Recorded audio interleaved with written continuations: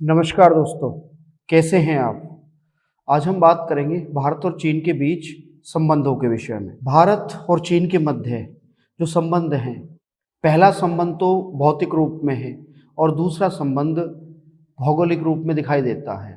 भारत और चीन के संबंध प्राचीन काल से ही हैं, जिसमें आप प्राचीन काल में पाएंगे कि जो इतिहास के बहुत सारे ट्रैवलर इंडिया में आए हैं, बहुत सारे यात्री, उन यात्रियों ने भारत के विषय में बहुत कुछ दिया है। वर्तमान में जो चीन का धर्म है, बौद्ध धर्म, वो बौद्ध धर्म भी भारत से ही गया हुआ है। तो तब के मेगस्थनीज हों, फाहियान हों, बाद में सिंह आए हैं, तो ये ऐसे यात्री रहे जो भारत में आए, भारत के बारे में लिखा, समझा। तो भारत ऐतिहासिक रूप से और भौगोलिक रूप से जुड़ा हुआ है। वर्तमान में हम बात करें भारत और चीन के मध्य जो संबंध हैं, उनमें एक बहुत महत्वपूर्ण पहलू है, वो है इन्वेस्टमेंट का, वो है निवेश का। चीन भारत में लगातार निवेश कर रहा है। अब निवेश करने के लिए कुछ ऐसी कंपनीज हैं जिनके विषय में हमें पता ही नहीं चलता कि वो कौन कौन सी कंपनियां हैं।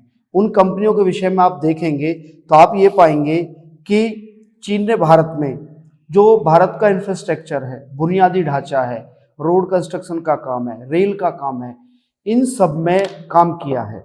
इसके बाद आप देखेंगे टेक्नोलॉजी में वो एक लार्ज स्केल पे काम किया है। जो हमारा कंस्ट्रक्शन का काम है, जो चीन की कंपनियां हैं, वो भी उसमें एक लार्ज स्केल पे काम करती हैं। फिर दवाओं की बात हम करें, जो फार्मास्यूटिकल्स है उसकी है।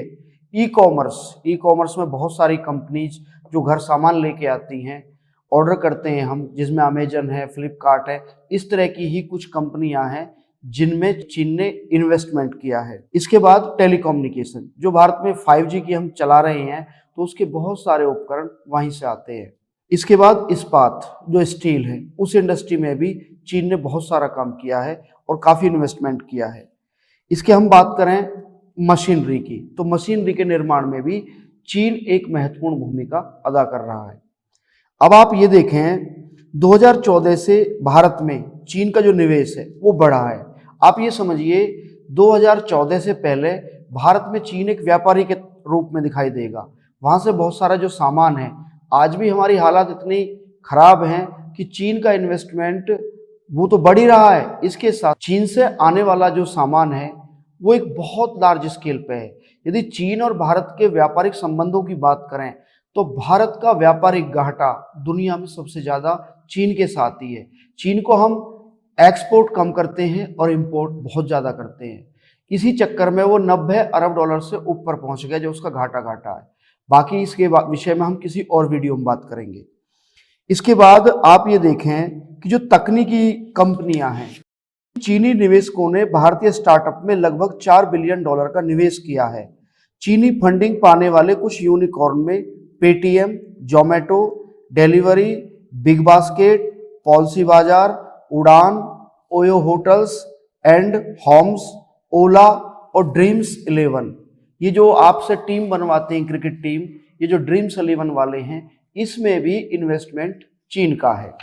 अब आप देखिए, तकनीक के जो क्षेत्र में काम करने वाली कंपनियां हैं, उनमें आप देखें तो चीनी टेक कंपनियों में स्मार्टफोन और ऐप के जरिए भारतीय ऑनलाइन इकोसिस्टम में पैठ बना दी है।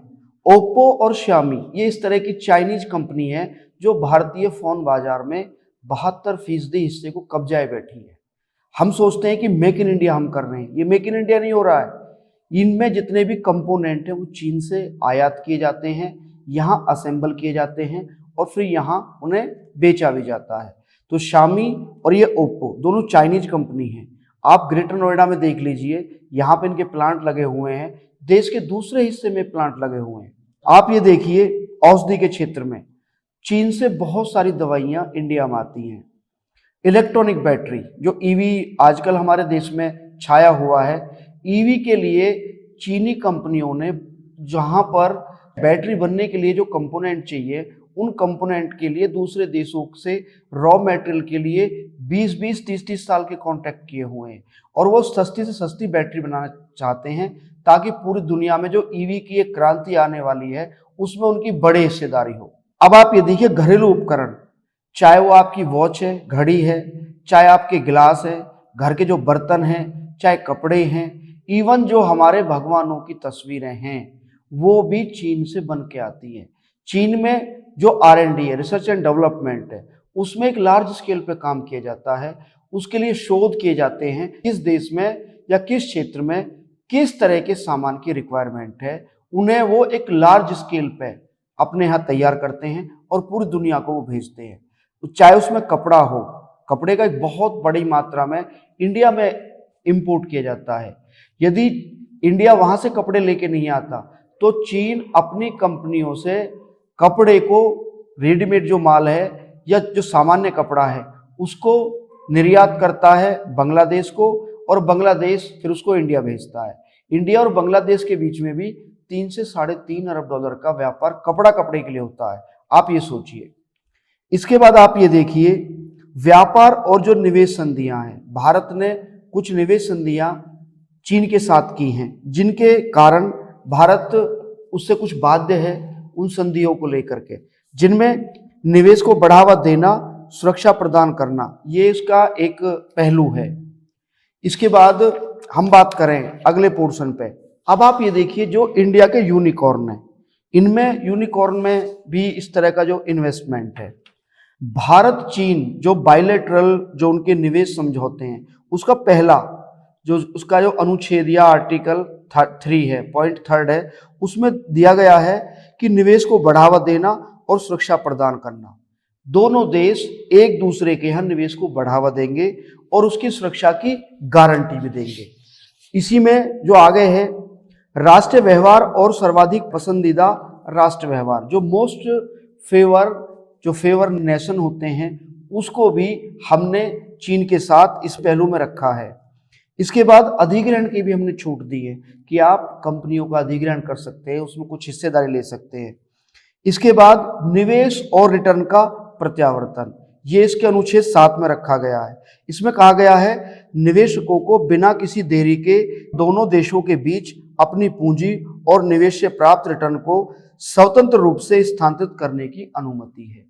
ये जो पीछे आपने देखा था काफी सारी कंपनीज में जो चीजें चल रही थी कि यहाँ से इस तरह का जो पैसा है वो अवैध रूप से चीन पहुंचाया जा रहा, तो उसमें ये तो लीगली दिया हुआ है, जो इलीगल है वो उसका एक वो लार्ज अमाउंट है। इसके बाद आगे विवादों के निपटारे की बात आती है, तो उसके लिए भी दिया गया है। अब आप ये देखिए जो चीनी निवेशक हैं वो भारतीय जो फर्म है उसमें वो कितना उन्होंने निवेश किया है। अब आप ये देखिए अमेरिकन डॉलर में है। वहां चीन का एक अलीबाबा ग्रुप है, उसने बिग बास्केट में 2017 में, 2019 में और 2020 में करीब $250 मिलियन उन्होंने इन्वेस्टमेंट यहाँ किया है बिग बास्केट में। पेटीएम ने 2015 में, 2017 में, 2018 में 880 मिलियन जो डॉलर है वो किया है। इसके बाद 2017 में $45 मिलियन और $177 मिलियन उसने बाद में इन्वेस्टमेंट किया है। स्नैपडील इसमें $150 मिलियन का किया है। जोमेटो 150 मिलियन, 210 मिलियन, 150 मिलियन, ये लगभग 2015 से 2020 के बीच में ये किया है। एक टिनसेंट है जो बाइजू है, उसके लिए इसने लगभग $40 मिलियन इसमें जो है खर्च किया है। स्विगी ड्रीम 11 में 100 मिलियन जो डॉलर है वो खर्च किया है। फ्लिपकार्ट उसका भी कोई सोर्स नहीं है, लेकिन 2017 में उसने इन्वेस्टमेंट किया था क्योंकि इसके डाटा मिले नहीं है। ओला में $400 मिलियन। पॉलिसी बाजार जो हमारी ये बीमा वगैरह की जो कंपनी होती हैं उसके लिए ये ऑनलाइन प्लेटफॉर्म है पॉलिसी बाजार, $150 मिलियन। उड़ान भी एक इस तरह का ही प्लेटफॉर्म है, उसमें $150 मिलियन। हिल हाउस कैपिटल ग्रुप ये भी उड़ान की तरह का ही है, इसमें अभी पता नहीं है कितना किया कितना नहीं किया। एक है मैतुआन, ये स्विगी का ही एक हिस्सा है। इसमें दीदी चुंगसिंग ये ओला कंपनी में इसने जो है निवेश किया है। ओयो रूम्स $100 मिलियन खर्च किया है इसमें। सुनवाई जोमेटो में इसने किया है। फॉर्चून ये डिलीवरी है जो आप देखते होंगे, ये सामान को ले जाने वाली जो गाड़ियां हैं उसके लिए। चाइना लॉजिंग ग्रुप्स ये ओला में इसने इन्वेस्टमेंट किया है। इसके बाद ओयो रूम्स, इसमें और फिर 10 मिलियन का 2018 में आया है। स्टेडी व्यू कैपिटल ये पॉलिसी बाजार में इसने किया था, तो इसका जो इन्वेस्टमेंट है वो भी करीब $20 मिलियन के है। इसके बाद आप ये देखिए 2019 में फिर ड्रीम 11 में किया है, फ्लिपकार्ट में किया है, निंजा कार्ट में किया है, अर्बन क्लैप में किया है, इंडो वेल्थ में किया है, लेंस कार्ट में किया है और नाइका में किया है। आप ये सोचिए ये 2020 तक का है। जैसे ही कोरोना आता है और जब हमारे वहाँ गलवान घाटी में भारत की सेना का और चीन की सेना के बीच में हल्की फुल्की मुठभेड़ होता है जिसमें हमारे शहीद हो जाते हैं जवान, तो उसके बाद फिर भारत ने कुछ सांकेतिक रूप से कुछ कार्रवाई की और 100 से ज़्यादा कुछ ऐप है वो बंद कर दिए। इसके बाद आप देखेंगे तो चीन के साथ हमारी लगातार जो वहाँ का इन्वेस्टमेंट है वो बढ़ता जा रहा है। अच्छा, इससे होना क्या है आप ये सोचिए। इससे होना यह है कि जो वहाँ से इन्वेस्टमेंट आएगा वो धीरे धीरे भारत के नस नस में घुस जाएगा। आप ये सोचिए चीन हमारे यहाँ अपने सामान के माध्यम से हर घर में हर फोन में घुसा बैठा है और हम कहते हैं कि हम चीन से लड़ेंगे। अब आप ये बताइए चीन यहाँ इन्वेस्टर भी हो गया है और धीरे धीरे बार बार चीज चलती हैं। अभी पीछे ही भारत के जो वित्त मंत्री हैं उन्होंने भी बजट में ये बात रखी थी कि वे जो चीन से आने वाला एफडीआई है, प्रत्यक्ष विदेशी निवेश है, उसकी हम जो बढ़ाने का समर्थन करते हैं। तो सितंबर में भारत के विदेश मंत्री भी इस बात को कह रहे हैं कि भारत को अपना व्यापार जो है उसको रखना पड़ेगा, मजबूरी है। कारण भारत पैदा करने की स्थिति में नहीं है। भारत वहां से रॉ मटेरियल लाता है, कंपोनेंट लाता है, यहाँ असेंबल करता है और बेच देता है। तो ये किसी और वीडियो में बात करूंगा कि चाइना किस तरह कहाँ कहाँ इन्वेस्टमेंट कर रहा है। आज का विषय ये है। इसके बाद आप ये देखिए बाद में आकर के भी कि बहुत सारी कंपनी हैं, लगभग 30 स्टार्टअप हैं जो यूनिकॉर्न है। उन यूनिकॉर्न में आप देखेंगे तो 30 यूनिकॉर्न में चाइना की कंपनियों ने बड़ा निवेश किया हुआ है। इसमें आप ये देखेंगे सिंपल रूप में कि चीन ने भारत के 30 अग्रणी उद्यमों और स्टार्टअप जो यूनिकॉर्न होते हैं वो $1 बिलियन से अधिक मूल्य की जो उनकी कीमत होती है, इस तरह के 18 में निवेश किया गया है। मोदी सरकार के पहले 3 वर्षों के दौरान भारत में चीनी फंडिंग में 5 गुना वृद्धि हुई थी। दिल्ली के 2014 से 2017 के बीच में, जो 2014 में $1.6 बिलियन से बढ़कर के $8 बिलियन डॉलर हो गया था। चीनी उद्योगों ने भारतीय उद्योगों में पैसा लगाया है, खास तौर पर औषधि और प्रौद्योगिकी क्षेत्र में। अब आप ये देखिए कि किस तरह का भारत में इन्वेस्टमेंट बढ़ता जा रहा है। हम चीन से लड़ाई की बात कर रहे हैं।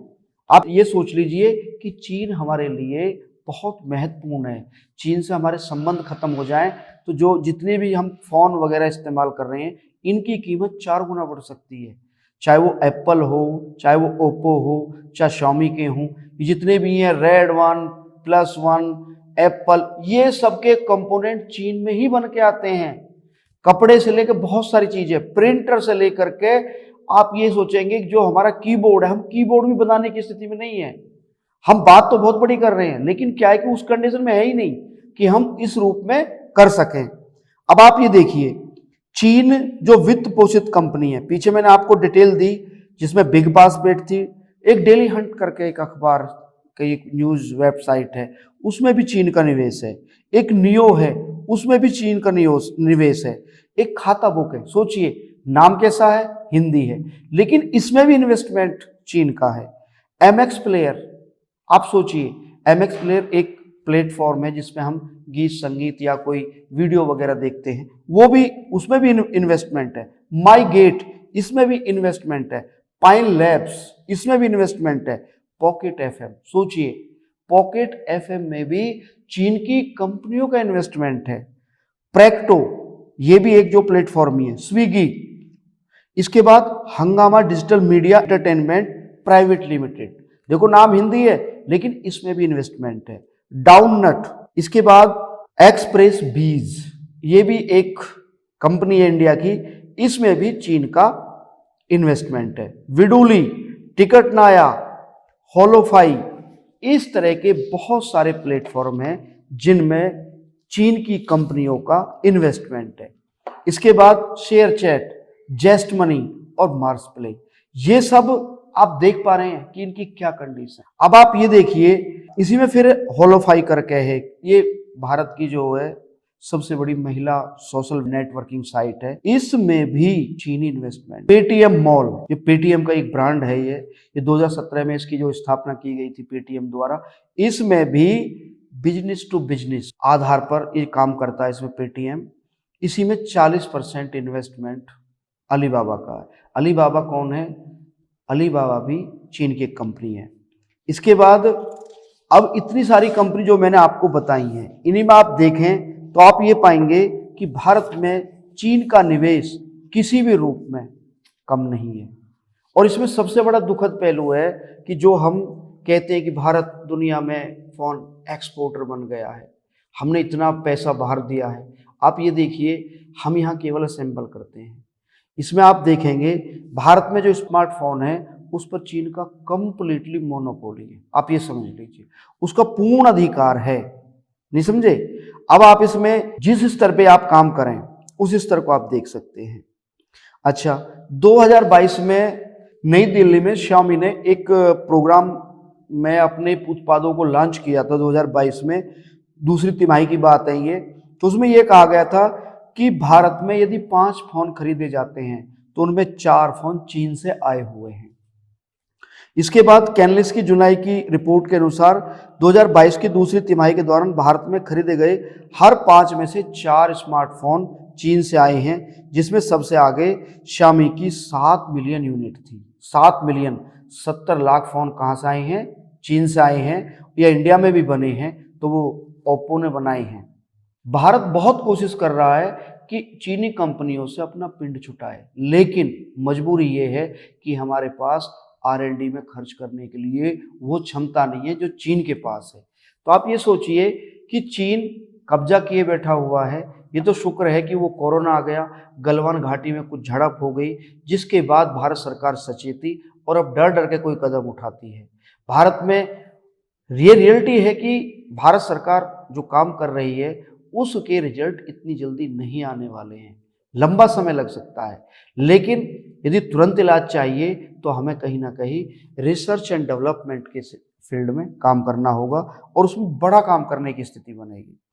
अब आप ये देखिए, अगस्त इसी साल की बात है, अगस्त में 2024 में ब्लूमबर्ग ने बताया कि भारत चीनी स्मार्टफोन निर्माताओं को 250 अमेरिकी डॉलर से कम कीमत के डिवाइस बेचने से रोकना चाहता है। आप ये सोचिए, क्या संभव है ऐसा? बाद में फिर भारत सरकार के मंत्री भी आते हैं, आगे बोलते हैं कि नहीं हम काम करेंगे, काम करना चाहते हैं, भारत को हम बहुत कुछ बनाना चाहते हैं, यहीं रोजगार पैदा करेंगे। लेकिन सच्चाई ये है कि भारत में जो फ़ोन बनते नहीं हैं, भारत में फ़ोन असेंबल होते हैं, उसके लिए टोटल कंपोनेंट चीन से इंपोर्ट किए जाते हैं और यहाँ पर वो जोड़ जोड़ के बनाए जाते हैं। कोई आपके आसपास कोई व्यक्ति इन कंपनियों में कार्य करता हो, वहाँ कर्मचारी हो, वर्कर हो, वहाँ जॉब करता हो, आप उससे पूछिए कि वो करते क्या है। इन सब चीज़ों को हमें देखना है और समझना है। इस तरह की बात है, चाहे वो फाइनेंस की बात है, धीरे धीरे देखो बीमा में भी आ गई हैं, या जो स्थिति है वो बहुत बेहतर नहीं है। बाकी यह है कि हमें काम करने की ज़रूरत है। यदि हम काम नहीं करेंगे तो हमारे हालात उतने अच्छे नहीं रहेंगे और भारत सरकार को इस बारे में विशेष ध्यान देना चाहिए ताकि हमारे युवाओं के लिए रोज़गार पैदा हो, बेहतर स्थिति हो, ताकि हम दुनिया में जो हमारा हिस्सा है उसे हम पा सकें और दुनिया को एक बेहतर प्रोडक्ट देने में, बनाने में भारत की एक महान भूमिका हो। तो इन्हीं शब्दों के साथ मैं अपनी वाणी को विराम देता हूँ। नमस्कार। चैनल को सब्सक्राइब करें, लाइक करें और शेयर करें। पसंद आई हो बात तो इन्हीं शब्दों के साथ मैं अपनी वाणी को विराम देता हूँ। नमस्कार।